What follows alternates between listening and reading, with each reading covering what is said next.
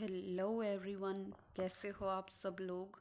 तो जैसे कि आपको पता है कि हमने लूसेंट जीके की सीरीज़ शुरू की हुई थी और उसी के अंदर हम ज्योग्राफी पार्ट में सोलर सिस्टम पढ़ रहे थे। तो आज हमारा जो सोलर सिस्टम में होने वाला है लास्ट लेक्चर, और आज हम इसको ख़त्म कर देंगे। और आज हम पढ़ेंगे एस्ट्रॉइड्स के बारे में, मिटियोर्स के बारे में, कॉमेट्स के बारे में, कि भाई जो कॉमेट्स हैं उनके क्या क्या फ़ीचर होते हैं, किनको कॉमेट्स कहते हैं। कुछ स्टार्स के बारे में पढ़ेंगे, कुछ उनके फैक्ट्स इम्पॉर्टेंट जो क्वेश्चंस में आते हैं, और फिर कुछ पढ़ेंगे कॉन्स्टेलेशंस और गैलेक्सीज़ के बारे में। तो चलिए स्टार्ट करते हैं हमारा आज का लेक्चर। तो चलिए स्टार्ट करते हैं एस्ट्रॉइड्स से। देखिए एस्ट्रॉइड्स को क्या है, प्लैनेटॉइड्स भी बोल देते हैं। क्यों? क्योंकि ये क्या होते हैं, माइनर प्लैनेट्स होते हैं। जो मतलब प्लैनेट्स क्या होते हैं, बहुत बड़े बड़े साइज़ के होते हैं, लेकिन जो एस्ट्रॉइड्स होते हैं वो छोटे साइज़ के होते हैं। अब जैसे कि हमने पिछले लेक्चर में प्लूटो के बारे में पढ़ा था ना, कि जो प्लूटो है वो क्या है, सन से बहुत ज़्यादा दूर है और इतना छोटू सा प्लेनेट है कि उसको क्या है, माइनर प्लेनेट की कैटेगरी में डाल दिया गया है। या फिर एक तरीके से हम कह सकते हैं कि उसको एस्ट्रॉयड की कैटेगरी में डाल दिया गया है। उसको नंबर भी दिया था ना, उसको प्लूटो को क्या नंबर दिया था, 134340, कि भाई ये इतने नंबर का एस्ट्रॉयड है, हमारे सोलर सिस्टम में मिलता है। तो इनको माइनर प्लैनेट्स के नाम से भी जाना जाता है। और ये क्या करते हैं, ये ऑब्जेक्ट्स ही होते हैं, बॉडीज़ होती है एक तरीके से, जो क्या करती हैं, सन के अराउंड रिवॉल्व करती हैं। एंड मोस्टली जो एस्ट्रॉयड होते हैं ना, वो कहाँ पे मिलते हैं, वो मिलते हैं मार्स और जुपिटर के बीच के ऑर्बिट में। ठीक है, देखिए एक मार्स प्लेनेट है, एक जुपिटर है, उनके बीच में जो उतनी भी जगह है ना, वहाँ पे क्या है, बहुत सारे एस्ट्रॉयड्स क्या हैं, घूमते रहते हैं, सन के अराउंड रिवॉल्व करते रहते हैं। तो ये क्या है, एक बेल्ट है किसकी, एस्ट्रॉयड्स की। और एस्ट्रॉयड्स बने किस चीज़ से होते हैं, ये बहुत ही बड़े बड़े रॉक्स से बने हुए होते हैं, मलबे से, पत्थर से, इन सब चीज़ों से, गैसियस मटेरियल से बने हुए होते हैं, जो क्या है, प्लैनेट्स के सन के अराउंड चारों तरफ रिवॉल्व करते रहते हैं। इसीलिए जो मार्स और जुपिटर के बीच की जगह है ना, उसको एस्ट्रॉयड बेल्ट भी बोल देते हैं। और जो मोस्ट, अगर हम डिस्कवरीज़ की बात की जाए, या फिर कितने अभी तक साइंटिस्ट ने कितने एस्ट्रॉयड्स को ढूंढ के नाम दिए गए हैं, तो अबाउट 5000 एस्ट्रॉयड्स ऐसे हैं जो आइडेंटिफाई हो चुके हैं। और जो एस्ट्रॉयड्स हैं ना, वो किसी भी शेप के हो सकते हैं, वो प्लैनेट्स की तरह स्पेरिकल भी हो सकते हैं, एलोंगेटेड भी हो सकते हैं, या फिर इर्रेगुलर किसी भी शेप के हो सकते हैं। और जो एस्ट्रॉयड्स होते हैं ना, वो सभी के सभी क्या करते हैं, अपने एक्सिस पे रोटेट करते हैं, हर 5 से 20 घंटे का टाइम लेते हैं। और कुछ एस्ट्रॉयड्स तो ऐसे भी हैं जिनके पास सैटेलाइट भी है। जैसे कि प्लूटो के पास बात करें, प्लूटो की, तो प्लूटो की कौन सी सैटेलाइट पढ़ी थी हमने, चारोन, नेक्स एंड हाइड्रा। ठीक है। फिर अगर हम बात करें किसकी, ट्रोजन एस्ट्रॉइड्स, तो ट्रोजन एस्ट्रॉइड्स कौन से होते हैं, ये क्या है, टू क्लाउड्स में, यानी कि इनकी कुछ भी मतलब सैटेलाइट्स भी होती हैं, और ये अलग अलग जगह से क्या करते हैं, रिवॉल्व करते हैं।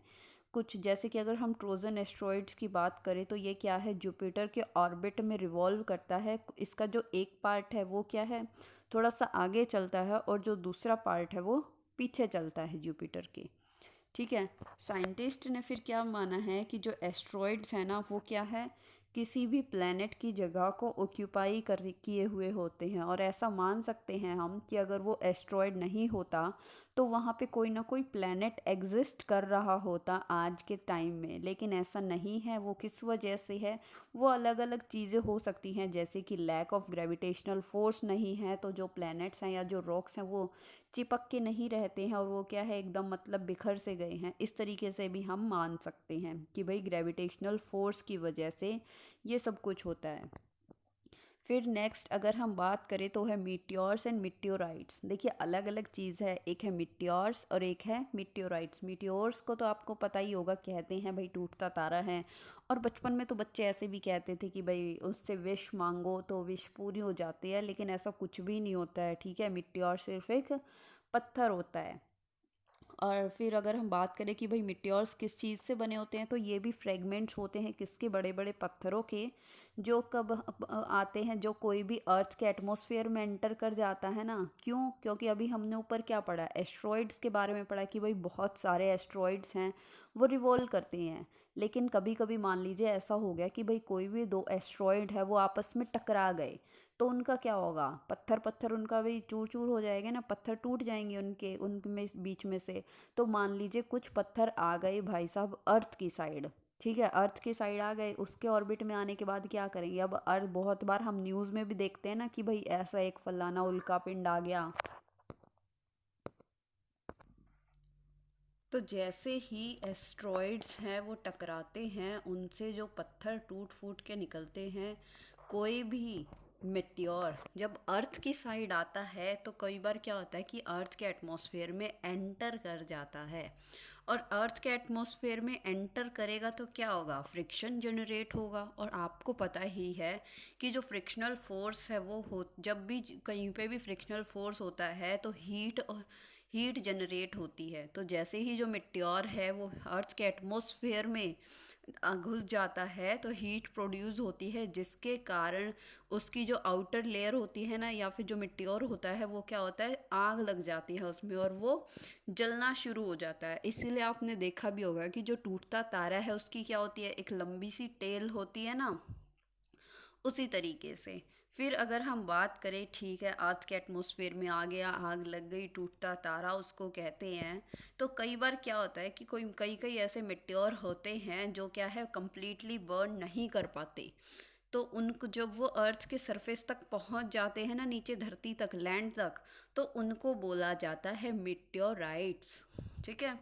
और ऐसा माना जाता है कि जितने भी मिट्योराइट्स हैं ना, वो सभी के सभी एस्ट्रॉयड बेल्ट में ही जनरेट होते हैं, वहीं पे ओरिजिन होता है उनका, और वो कोलिजन से ही होते हैं।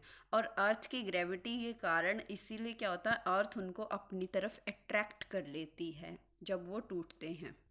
नेक्स्ट अगर हम बात करें तो है कॉमेट्स। देखिए कॉमेट्स क्या होते हैं, सोलर सिस्टम के अंदर ये क्या है, लैटिन नेम से ओरिजिनेट हुआ है। इनको हेयरी स्टार भी बोलते हैं, एक तरीके से स्टार ही होते हैं। और ये क्या है, मतलब अनप्रिडिक्टेबल बॉडीज़ हैं। इनकी क्या है, ज़्यादा स्टडी नहीं की गई है और स्टडी करके पता भी नहीं चला है कि भाई क्या है, कैसे क्या सिस्टम है। ठीक है। तो इनको कहा जाता है हेयरी स्टार माना जाता है। और ये क्या है, ये भी सन के अराउंड क्या है, एक रेगुलर ऑर्बिट में रिवॉल्व करते हैं। फिर इनका जो ऑर्बिट है वो एलोंगेटेड भी हो सकता है और कैसा भी हो सकता है। और कुछ जो कॉमेट्स हैं ना, कुछ कुछ तो 100 साल ले लेते हैं, और कुछ क्या है, थाउजेंड्स ऑफ, हज़ारों साल ले लेते हैं अपना एक रिवॉल्यूशन सन के अराउंड कंप्लीट करने के लिए। फिर अगर बात की जाए कि भाई साहब की जो कॉमेट्स हैं वो बने किस चीज़ के हुए हैं, तो जो कॉमेट्स हैं ना वो फ्रोज़न गैसेस के बने हुए हैं। जैसे कि बहुत सारी गैसेस होती है, carbon dioxide, nitrogen, helium, hydrogen. तो जब वो फ्रोज कर जाती है ना, जम जाती हैं, और उन्हीं के अंदर क्या होते हैं, कुछ रॉकी पत्थर के टुकड़े, वो मलबा वगैरह, और कुछ मेटेलिक मिनरल्स। तो उसको एक साथ जब वो सभी की सभी चीज़ें फ्रोज हो जाती हैं और एक दूसरे के पास रहती है, तो उसको बोलते हैं कॉमेट्स। और देखिए जो कॉमेट है ना, वो विजिबल होते हैं कब, ओनली तभी होते हैं जब वो सन के बहुत ज़्यादा पास ट्रैवल कर जाएं। क्यों? क्योंकि क्या है, अब ज़्यादातर मटेरियल्स फ्रोज़न है, तो सन के पास जाएंगे तो सन की गर्मी से वो जो आइस होती है ना, वो पिघलना शुरू कर देती है। और जो भी गैस और डस्ट होता है वो भी एकदम तरीके से हम मान सकते हैं कि भाई मेल्ट करना शुरू कर देती है। तो जब मेल्ट मेल्ट करेगी कोई भी गैस, तो वो क्या है, एक तरीके से जब वो मूव करता है तो ऐसे लगते हैं कि उसकी पूंछ सी बन गई है, कैसे पीछे उसकी टेल सी दिखाई देगी, और जो हमेशा कैसे होगी, सन के अपोजिट डायरेक्शन में, यानी कि उसके दूसरी साइड होगी। इसीलिए इसको क्या कहते हैं, कॉमेट्स बोलते हैं। तो जो कॉमेट्स है उनका क्या कैरेक्टरिस्टिक्स है, सबसे पहले तो उनकी क्या है, लॉन्ग ल्यूमिनस टेल होगी, यानी कि जो टेल है ना वो हमें चमकती सी दिखाई देगी, उसमें से लाइट निकलेगी। ठीक है। फिर क्या है, जो कॉमेट है वो ओनली तभी विजिबल होगा जब वो सन के बहुत ज़्यादा पास है। और जो कॉमेट्स हैं जब सन के बहुत ज़्यादा पास ट्रैवल कर जाते हैं तो जो आइस होती है ना वो मेल्ट कर जाती है, और उस गैस को क्या बोलते हैं, उसको बोलते हैं कोमा। देन अगर बात की जाए तो सन की रेडिएशंस के कारण क्या होता है, उसकी एक गैस की टेल निकल आती है। और ज़रूरी नहीं कि उसमें सिर्फ गैस हो, उसमें बहुत सारे डस्ट पार्टिकल्स भी होते हैं, कुछ कुछ पत्थर के टुकड़े भी होते हैं, कुछ कुछ मेटालिक मिनरल्स भी होते हैं। इसीलिए हम उसको डस्ट टेल भी बोल देते हैं। फिर है स्टार्स। अब स्टार्स के बारे में तो आप सभी को पता भी होगा कि जो स्टार्स है वो बहुत बड़ी बड़ी हेवनली बॉडीज़ हैं। और वो किस चीज़ की बनी हुई है, वो बनी हुई है बहुत सारी गैसेस की। बहुत गरम गरम हॉट गैसेस हैं जो कि जल रही हैं। वहाँ पे क्या है, अलग अलग टाइप्स की रिएक्शंस होती हैं, और उनके कारण क्या होता है, हीट जनरेट होती है, हीट और लाइट जनरेट होती है। इसीलिए जो हमें स्टार्स है वो हमें ट्विंकलिंग शाइन करते हुए नज़र आते हैं। और क्या होता है, स्टार एक ऐसा ऑब्जेक्ट है जो क्या करता है, लाइट उसमें से निकलती रहती है, यानी कि उनकी खुद की लाइट होती है। और जो स्टार्स होते हैं वो एक पर्टिकुलर पोजीशन पे हमेशा फिक्स रहते हैं। ऐसा कभी कभार ही होता है बहुत ही मिलियंस ऑफ ईयर्स में कि भाई उसने अपनी पोजीशन चेंज की हो, किसी सेंचुरी में या फिर नहीं। ठीक है। अकॉर्डिंग टू नासा, नासा के हिसाब से बात की जाए तो जो प्रोक्सिमा सेंचुरी है ना, वो क्या है, सबसे क्लोजेस्ट स्टार है अर्थ के अराउंड। इसकी जो ये जो लाइट ईयर है, मतलब हम जो डिस्टेंस कैलकुलेट करते हैं ना कि भाई किसी भी अर्थ से लेकर जो स्टार है या कोई भी प्लेनेट है तो वो कितनी दूर है, तो हम वो लाइट ईयर में वो मापते हैं उसको। तो अगर डिस्टेंस की बात की जाए प्रोक्सिमा सेंचुरी की, तो वो अर्थ से अबाउट 4.24 लाइट ईयर्स दूर है। और भी बहुत सारे इसमें एग्जाम्पल दे रखे हैं स्टार्स के, जैसे कि पोल स्टार हो गया, सिरस हो गया, Vega, Capella, Alpha Centauri, Beta Centauri, Proxima Centauri, Spica Regulus, और भी बहुत सारे हैं, आप ये पढ़ सकते हैं। एंड ऑफ कोर्स देखिए, अब सन और मून, इनको तो भूल ही नहीं सकते। जो सन है वो भी क्या है, एक बहुत ही ज़्यादा इम्पॉर्टेंट स्टार है। फिर कुछ फैक्ट्स की बात कर लेते हैं स्टार्स की। देखिए हमारी जो गैलेक्सी है, या फिर अगर हम हमारी उसकी बात करें पूरे के पूरे सोलर सिस्टम की, या फिर बाहर भी पूरे यूनिवर्स की बात करें, तो वहाँ पे क्या है, बिलियंस ऑफ स्टार्स हैं, बहुत ज़्यादा। ठीक है। और क्या है, हम क्या है, लेकिन सिर्फ 2000 तक के आसपास के स्टार ही हम अपनी नेक्ड आईज से देख सकते हैं। और वो भी कब, जब सिर्फ मूनलेस नाइट होगी, यानी कि अमावस्या के दिन हम क्या है, करीब करीब 2000 स्टार्स अपनी नेक्ड आई से देख सकते हैं। फिर अगर स्टार्स की बात करें तो about to 10 raised to power 22, यानी कि 10 को जब हम 22 टाइम्स 10 से ही मल्टीप्लाई करेंगे तो इतने ज़्यादा स्टार्स हैं हमारे यूनिवर्स में। अगर हम अर्थ से बात करें तो सिर्फ 8000 स्टार्स ही विजिबल होंगे अर्थ से, हमारी नेक्ड आइज से। और सिर्फ 4000 ऐसे हैं जो नॉर्दर्न हेमिस्फेयर से हम देख सकते हैं, और 4000 ही ऐसे हैं कि हम साउदर्न हेमिस्फीयर से देख सकते हैं। देखिए ये अबाउट डाटा है, मतलब क्या है, हम सो श्योर नहीं हैं। ये क्या है कि मतलब हाँ भाई हमें 4000 तक के दिख जाते हैं, टोटल 8000 स्टार्स ही हमें दिखते हैं अर्थ से। लेकिन ये क्या है, एग्जैक्टली काउंटेबल चीज़ नहीं है। अब ऐसा थोड़ी ना कि भाई तारे गिन गिन के हम बताएंगे कि भाई कितने दिखते हैं कितने नहीं दिखते हैं। तो ये क्या है, थोड़ा सा करीब करीब सा एवरेज सा डाटा है। फिर अगर हम बात करें कि एक भी हेमिस्फेयर से अगर हम देखें तो सिर्फ 2000 स्टार ही विजिबल होंगे। और क्या है, डे टाइम पे हमें दिखते नहीं है, क्योंकि सन क्या होता है, उस सन की जो लाइट होती है वो ज़्यादा ब्राइट होती है, इसलिए हमें सिर्फ सन की दिखती है। नेक्स्ट है कॉन्स्टलेशंस। देखिए कॉन्स्टलेशंस क्या होते हैं, कॉन्स्टलेशंस होते हैं जब बहुत सारे जो स्टार हैं ना आसमान में कोई भी एक शेप सी बना ले, और जब हम उन शेप को देखें तो हमें लगे कि भाई हाँ कोई आकृति बना रहे हैं ये सारे के सारे स्टार्स, उनको क्या कहते हैं, उनको बोलते हैं कॉन्स्टलेशंस। ये क्या है, थोड़ी सी रफ सी पोजीशंस होती हैं, जिसको क्या है, पूरी स्काई को छोटे छोटे पार्ट्स में, यूनिट्स में डिवाइड कर दिया गया है। और उनको क्या है, अलग अलग नाम दे दिया गया है माइथोलॉजिकल कैरेक्टर्स के हिसाब से। ठीक है।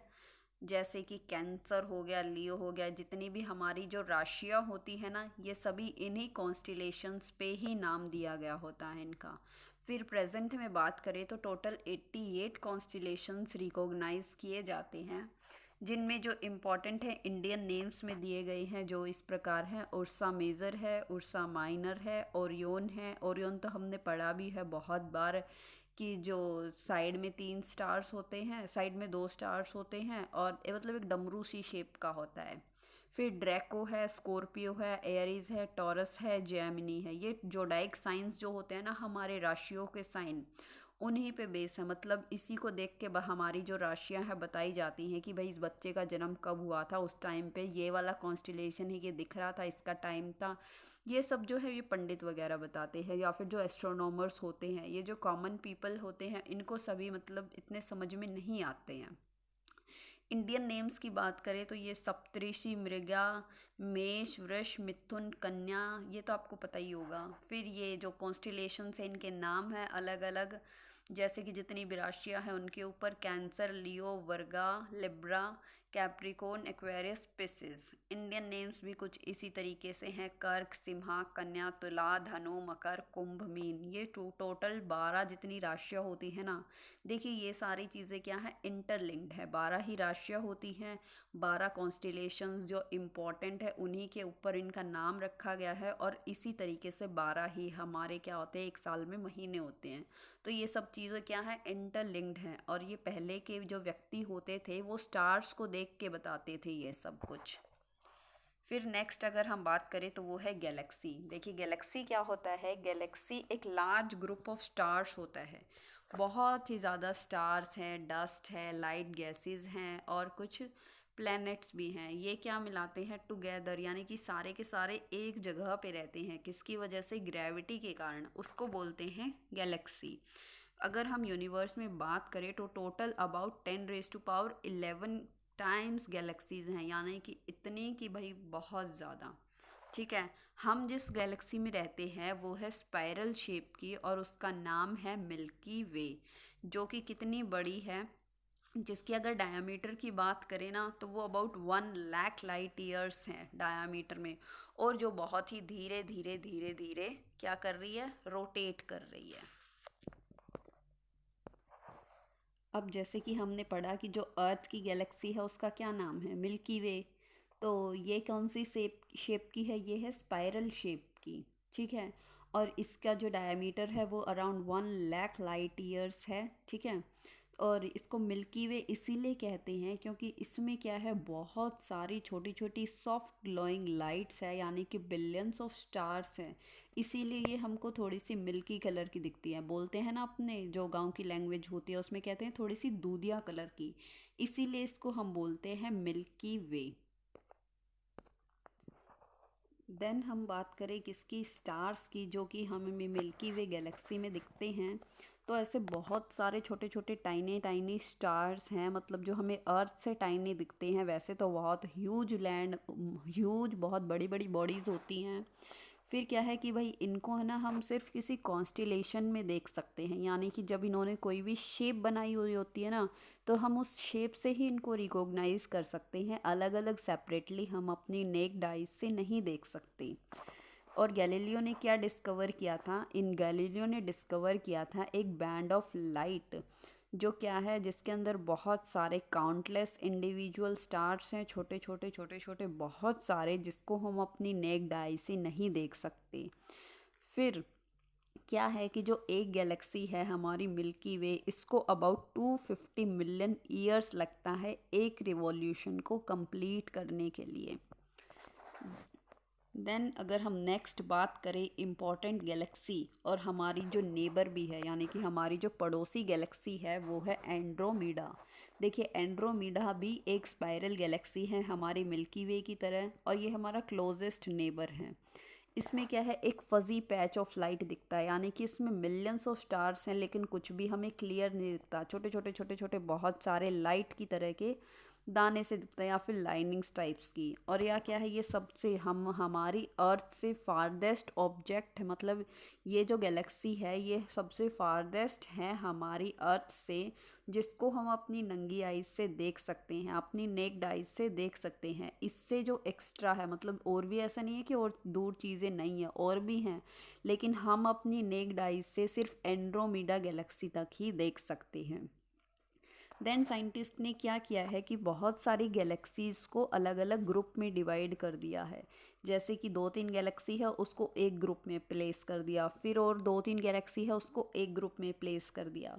तो इसमें अगर हम बात करें मिल्की वे और एंड्रोमीडा की, तो इसको प्लेस किया गया है लोकल ग्रुप में, और उसको मतलब ग्रुप को नाम दिया गया है लोकल ग्रुप, जो क्या है एक विग्रो क्लस्टर है। और क्लस्टर के अंदर क्या है, बहुत सारी स्टार्स गैलेक्सीज आती हैं, ठीक है, जिसके अंदर अराउंड थाउजेंड्स ऑफ गैलेक्सीज आती हैं। क्लस्टर क्लस्टर होता है गुच्छा। तो ये क्या है, बहुत सारी गैलेक्सीज का गुच्छा हम एक तरीके से बोल सकते हैं, मतलब नाम दे दिया है साइंटिस्ट ने ऐसे ही स्टडी करने के लिए, इसके पीछे कोई मतलब खास वो नहीं है। देन की जो 30 गैलेक्सीज हैं वो क्या है, हमारी मिल्की वे के आसपास हैं, बहुत सारी हैं। एंड्रोमीडा जो है वो सबसे पास है। बस और कुछ इसमें इतना खास है नहीं जो पढ़ने के लिए एंड्रोमीडा में। फिर है नेबुला। देखिए नेबुला क्या होता है, ये होता है बहुत बड़ा क्लाउड्स मान सकते हैं हम, या जो गैसेस होती हैं, डस्ट होता है, ठीक है। तो वो सारे क्या करती हैं, एक अलग अलग जगह पे बिखरी रहती हैं, स्कैटर हुई रहती हैं लाइट की तरीके से, या फिर हम कहें गैस की तरीके से, या फिर जैसे बादल होते हैं ना बिखरे हुए होते हैं आसमान में, इस तरीके से। तो हम उसको कह सकते हैं नेबुला, ठीक है, जो पूरी स्काई में बिखरा हुआ होता है। ये क्या होता है, ब्राइट ल्यूमिनस क्लाउड्स के जैसा दिखता है। या तो कभी कभी क्या होगा, उनमें से लाइट निकलती दिखेगी, या फिर क्या होगा, हमें थोड़ा सा डार्क कलर का दिखेगा। ये क्या है, ये डिपेंड करता है किसके ऊपर, कि भाई उसके आसपास क्या है, स्टार्स कितने हैं। अगर स्टार्स शाइन करेंगे तो जो नेबुला है वो भी क्या होगा, हमें शाइनी सा दिखेगा। और अगर स्टार्स नहीं होंगे तो हमें जो नेबुला है वो भी क्या दिखेगा, हमें बिल्कुल ही थोड़ा सा उसमें डार्क डार्क पैचेस से दिखेंगे। और जो स्टार्स हैं वो क्या होते हैं, बहुत ज़्यादा एक्सट्रीमली हॉट होते हैं। तो जो हाइड्रोजन गैस होती है ना उनके अंदर से, नेबुला के अंदर से, वो भी आयनाइज्ड हो जाती है, यानी कि एक तरीके से चार्ज हो जाती है, और नेबुला के अंदर से भी लाइट निकलनी शुरू हो जाती है। लेकिन अगर स्टार्स आसपास में क्या है, कम है, और क्या है, ज़्यादा गर्म भी नहीं है, हॉट भी नहीं है, तो क्या होगा, जो नेबुला होगा वो सिर्फ क्या है, सिर्फ रिफ्लेक्ट करेगा, थोड़ा सा शाइन करेगा, स्टार्स की ही लाइट्स उनके पास टकरा के क्या करेगी, रिफ्लेक्ट हो जाएगी। लेकिन अगर कोई भी आसपास स्टार नहीं है तो नेबुला क्या दिखेगा, हमें बिल्कुल भी शाइनी नहीं दिखेगा, एकदम डार्क कलर का दिखेगा। और हम इसको सिर्फ क्या है, लाइट की स्टार से ही हम इसको पहचान सकते हैं। तो आज के लिए बस इतना ही। आई होप आप, आज से हमारा जो सोलर सिस्टम के जितने भी पार्ट्स थे तीनों के तीनों वो कंप्लीट हो चुके हैं। तो आई होप आपको ये लेक्चर पसंद आया होगा। अब नेक्स्ट लेक्चर में हम स्टडी करने वाले हैं अर्थ के बारे में, कि जो अर्थ है वो कैसी है, उसका शेप कैसा है, साइज़ कैसा है, कहाँ पे कौन सा पॉइंट है, इसकी शेप ऐसी क्यों है, और भी बहुत सारी चीज़ों के बारे में हम स्टडी करने वाले हैं। कुछ जो फैक्ट हैं, जैसे कि कौन सी गैसेस कितनी प्रेजेंट है, ज़्यादा पानी है, कौन कौन सा हेमिस्फेयर कैसे है, ट्रॉपिक ऑफ कैंसर, इक्वेटर, इन सब चीज़ों के बारे में स्टडी करने वाले हैं। तो आई होप आपको हमारा लेक्चर पसंद आया होगा। इसी तरीके से सपोर्ट दिखाते रहिए। Thank you and have a nice day.